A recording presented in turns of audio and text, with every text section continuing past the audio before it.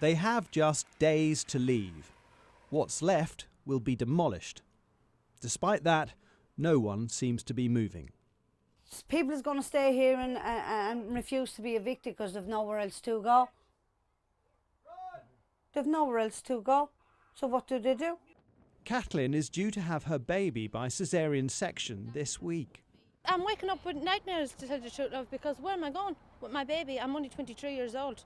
I'm a lone parent living by myself. I have got nowhere to move my caravan. Where am I going to go? The Travellers own all of this land, but they've only got planning permission for this half of it. That means the council wants to evict everyone living over here, around about 400 people. They say this is greenbelt land, they're obliged to protect it. But the Travellers say when they moved here, this was a scrapyard. Even so, the settlers are here illegally, and not everyone's sympathetic. I warned these travellers down here and the police, if they put a barricade at the bottom of my garden again, I'll flood the place with sewerage and everything else. Today, local resident Len Gridley is at breaking point. There's a 1,000 litre tank there on the right of raw sewerage. It's got a hose running out of it onto the ground at the moment. Once that's polluted the ground, then another 1,000 litres will be coming down here. It's not the Gypsy's land, it's no man's land, and we're not going to have it. That plastic will all be burnt down. That is in my garden. I'm not having that. You're going to burn that down? I'll burn that down.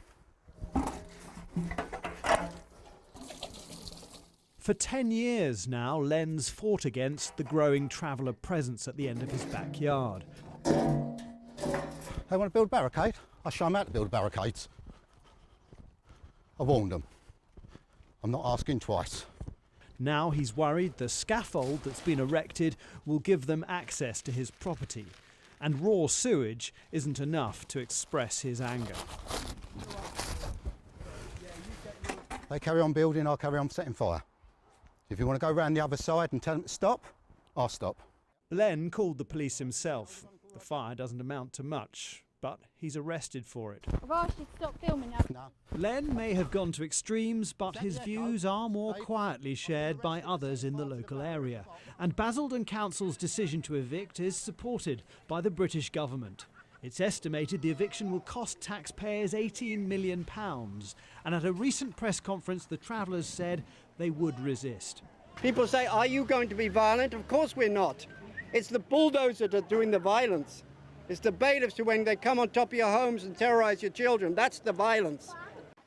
And what's more, activists from across the UK and even other countries are joining their ranks to help resist the evictions. Why should we allow them just to stay here without having gone through the proper rules and regulations that everyone else would have had to have done?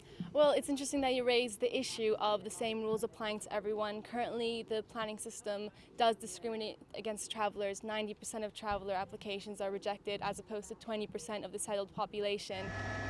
The council says it's spent years trying to avoid forced eviction and help the travellers move on.